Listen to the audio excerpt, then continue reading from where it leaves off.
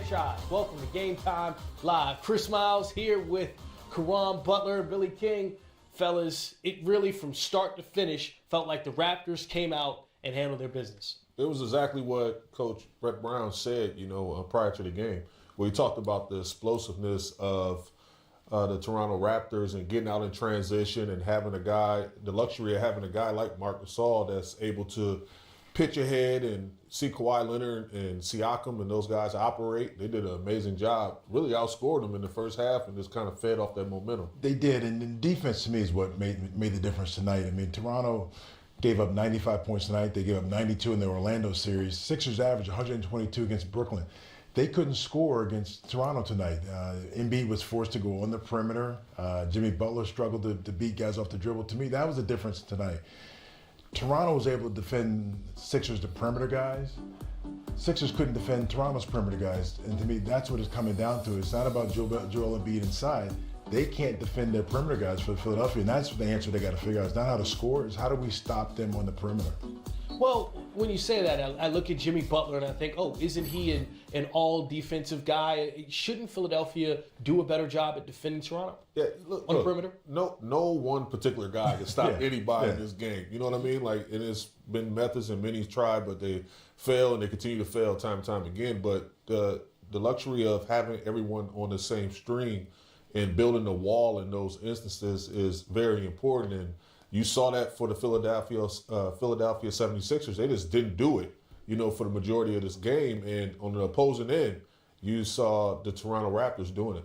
One thing we noticed about these two teams coming into the postseason was not just experience, but experience together. Yeah, Kawhi Leonard is a new addition, but the rest of his team in Toronto, they've been together for a really long time. When you look at Philadelphia, when going into the playoffs with Tobias Harris and Jimmy Butler coming into the fold with Joel Embiid and Ben Simmons and J.J. Redick, that group only played, I think, 11 or 12 games together in this regular season. Are we seeing that difference in this first game in the second round? Because the habits were formed in the 28 days of training camp at the beginning of the season. Kawhi was there. He may not have been with them last year, but he developed those habits with them in the training camp.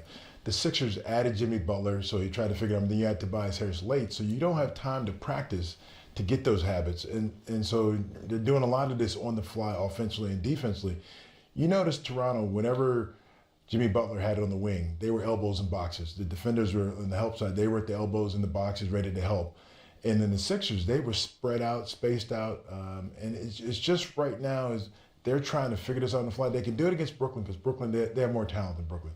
But when you're playing Toronto, this team is very, very good. Yeah, and I think that, to your point, I think they have to find a way to put Embiid in the paint a little more. Like, you see him surfacing and, trying to figure it out on the perimeter a lot where, that's not his strength. I mean, that's a component to his game and one of his strong suits that he's able to pull you away from the paint and from the basket. But when you got a clever guy like Marc Gasol, you saw him in the pick and roll situations, he understands coverages. And he understands how to get up and when to drop back, and he's baiting him to shoot that shot. So, you want to put him in a situation where he can kind of impose his will on the game a little bit more and kind of dictate situations. Kawhi Leonard, your former Finals MVP for the San Antonio Spurs.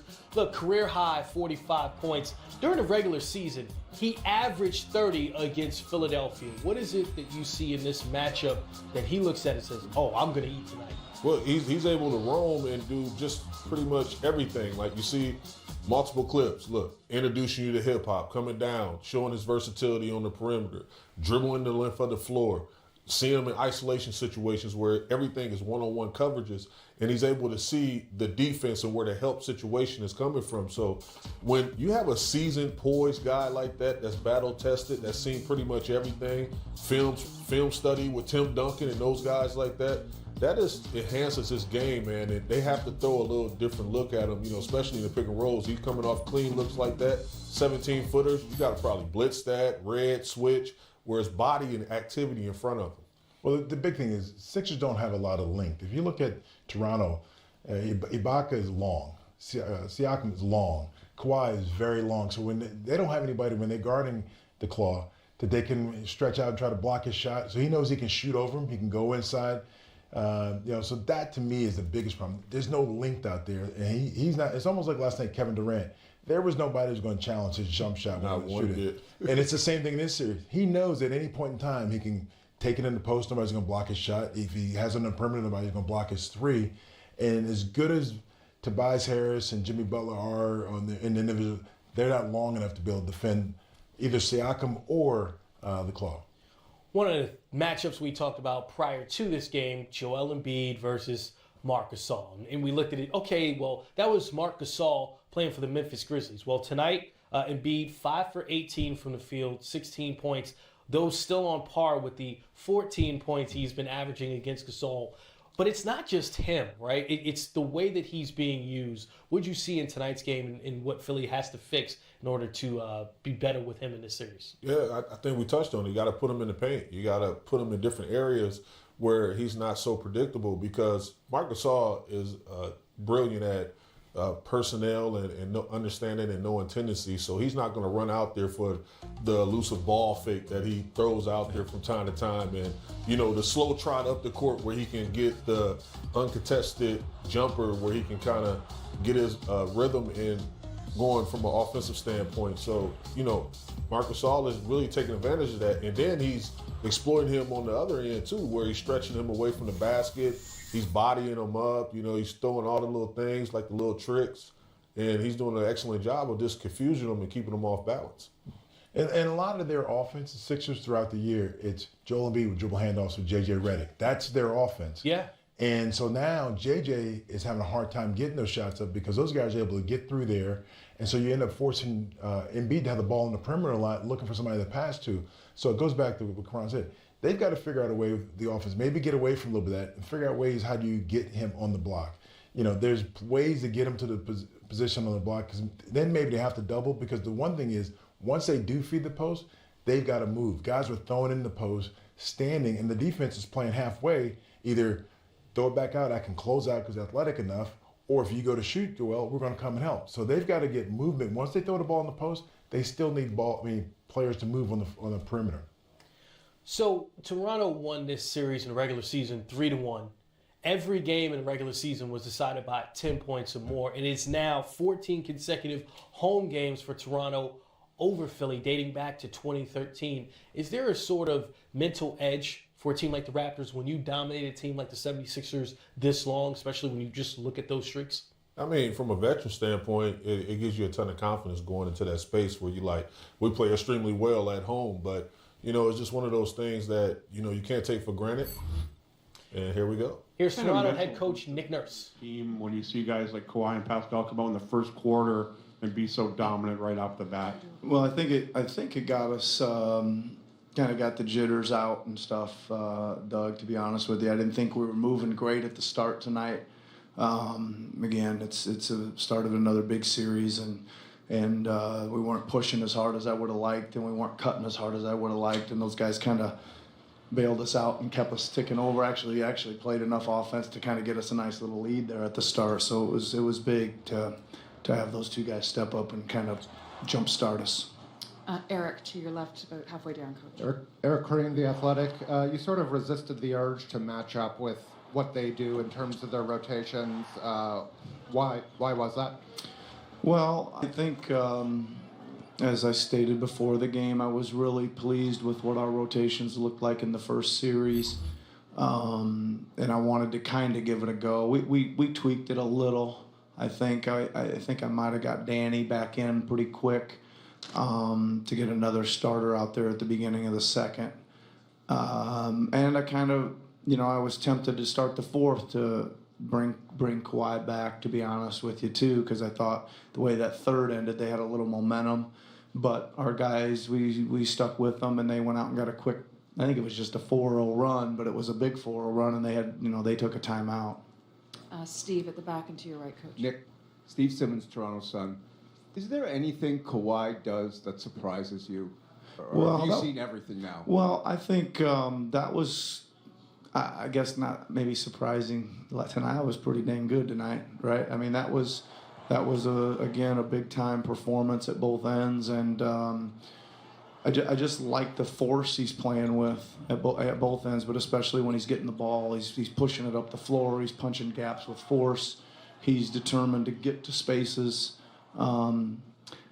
I don't know. I guess I shouldn't be surprised, but that was pretty cool to watch tonight. Ryan at the front and to your left, Coach. Hey, Coach Ryan McNeil, Austin Filter. We talked pregame about defense, and you held Philly under 40%. What stood out for you from the defense tonight? Well, I thought our defense was pretty good, but not. Let's put it this way: there's room for improvement. I thought we had several breakdowns as well, but what stood out for me is we did one thing that we set out to do, which was get up and get in them. Right? We didn't want to let them have too much easy. They had a couple, drives down, uncontested, a couple dunks here and there, but the main thing, I think once we kind of got ourselves settled into the game, we were breaking up their sets, we were stopping the ball a long ways from the basket with the dribbler picking up his dribble, and we were up in them. So that's a really good starting point, right? That we're up and we're pressuring. Lewis, about 3/4 of the way down on your right, Coach. Louis Atzman, Raptors Republic.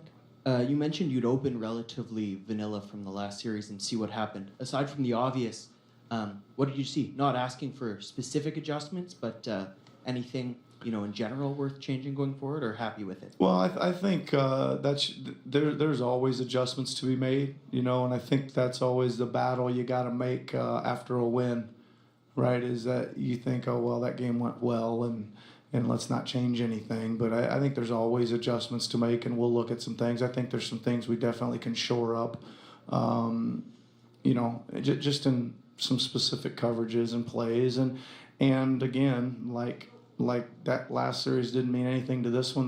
This next game will be a totally different complexion. That's what's super interesting about a series is no two games is the same, right? That's why we got to play them all. Last couple of questions. I've got Bruce here. Bruce Arthur from the Toronto Star. What did you like about how you guys handled Embiid, and how important was it to keep him under wraps in this game? Well, it's extremely important because he can go. He can go do a lot of things, and he can take over a game. He can go wild on you. So it was great. I thought the combination of Mark and Serge did a good job. He was taking some tougher shots. I thought we had him picking up the ball a little bit further away maybe than he wanted a few times. And then our team help was pretty good too. I thought we were crowding the paint a little bit, making it look a little crowded in there for him, so he wasn't that comfortable. Last question from Eric, please. I think it was Game 3 against Orlando where Vucevic got going and Serge had a rough first half, and you stuck with him in that role, and he came through. Sort of the same thing tonight. Is it just something he's earned, and you want to give him every chance to make his mark on a game, which he obviously did? Yeah, I think it's certainly for sure he's something he's earned, Eric, without a doubt. But he also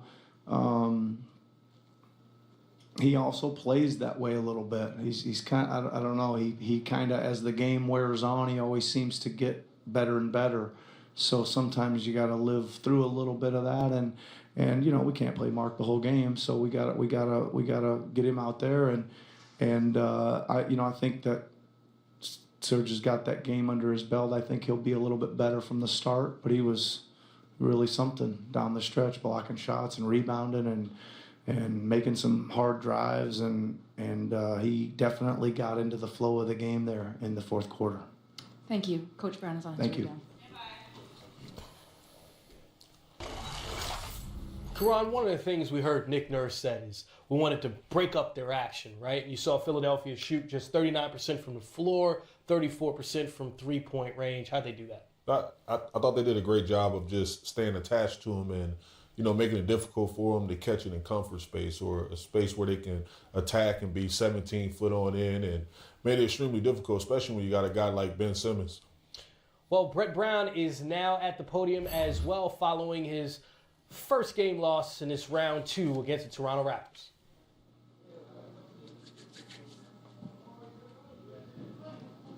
Brett Saratodd, Philadelphia Inquirer. 16 points out of Joel, 5-18. That's uncharacteristic. What did you see from him tonight? I thought you got to give credit to Marc Gasol. He was the defensive player of the year for a reason. I thought Serge, came in and did a good job athletically, especially, making it difficult for Joel. And I got to help him more. I think getting him into the post different ways and freeing him up a little bit more than we did is something that I have to look at. But I give Toronto credit for their defensive effort tonight. Coach, John Schumann, NBA.com. How far has Kawhi Leonard come along as a scorer since you were with him in San Antonio? Leaps and bounds, incrementally, just every year gets more dominant. And even when I came to Philadelphia, those years that I was in Philadelphia, looking in the rearview mirror of him evolving under Pop and in the San Antonio Spurs system, that you could just see this thing's trending in an incredible way. And to sort of fast forward that and look at his skill package tonight and the variety of ways that he scored and could get his shot off on some pretty good defensive players and big athletes was incredibly impressive. Hey, Brett, that wave that, over here to your right, the wave that Toronto hit you with in the middle of the first quarter, was that something just so different from the first round series that almost a team needs to adjust to when it goes up against opponent at this next stage of the postseason? I mean, I wouldn't want to commit or own that you need it. I don't feel that. But what I do feel is because it happened, I think that reality stick, stings a little bit. And so we felt it with Brooklyn. We came out and needed to do better in the first game at Brooklyn. There were some things that, as I'm feeling the game and obviously not watching the tape, that we can do better just executing what we tried to get done. I think that there are some individual performances that we'd like to have back. These guys, we can all get better. I can do a better job on maybe freeing up Joe, or maybe showing even more of a crowd to Siakam or Kawhi. But in general, I wish you didn't need something like this to jump into a series. But we're not going home. We're not going away. We will dig in and come back better in game 2. Coach, Steve Brotherston, Pro B-Ball Report. Prior to the game, you were talking about you weren't going to play scared. You were going to do what you've been successful at. And on the boards, you were quite good. You dominated second chance points. Toronto, on their side, dominated on the fast break points. Is this a trade-off you can live with going forward? I hope so. I hope so. We had the turnovers still are too many. You'd like to have, a handful of those back. I'll be curious when you look at the tape and we say, because, Tobias, as an example, crashed the boards, we got punished going the other way. I didn't feel like that was a result of the transition points because we went to the offensive boards. I could be wrong when I look at the tape, but to your question, is it a trade-off? I hope not. Brett, Kyle Newbeck, Philly Voice. You decided to go with Furkan as the bench wing tonight after losing Mike and having to slide James up. I guess, why did you go with him, and were you happy with what he gave you out there? Yeah. The short answer is shooting. We felt with the way Toronto guards, they really scramble well. They're unafraid of attack and penetration, that if we were going to, and we needed to obviously without Mike, find another wing, you can go with Zaire, Jonathan, Furkan. You had to choose from that, say, group. We felt Furkan's ability to score was the trade-off we were prepared to live with. We felt defensively we could put him in environments that wouldn't entirely expose him. But the true answer is when we chose to go with Furk, it was driven because he out of that group is the best shooter. Brett, David Greneman, ESPN. Getting back to Kawhi, there were some possessions where you saw Ben on him, but Ben was also guarding a variety of guys. Is that something you look to in Game 2, considering the success that he had in the first round on all the defensive assignments that he got, where you just got to give him a shot on Kawhi? Yeah, I mean, when you have Tobias Harris and Jimmy Butler and Ben Simmons, you feel like you have answers to figure out who's guarding, Siakam or Kawhi. And we had great success in the Brooklyn series with Ben guarding a point guard with his length. To your question, could we see him more on Kawhi? Maybe. Or maybe, some of the others, we just got to do a little bit better and give them help with crowds. Again, you're always smarter in the light of day after you've seen the tape. But, our intention was to have multiple defensive players on Kawhi out of that group that I just said. Brett in the back here. With all due respect to Kawhi's performance, how difficult is it when you have Siakam out there with him and trying to match up with both those players at the same time? And can you talk a little bit about how you think you did in that regard tonight? I think we have to do better if we're gonna win a game. If we're gonna win the series, we have to do better in relation to both of those guys. Now we can all sit here and say, kind of no kidding.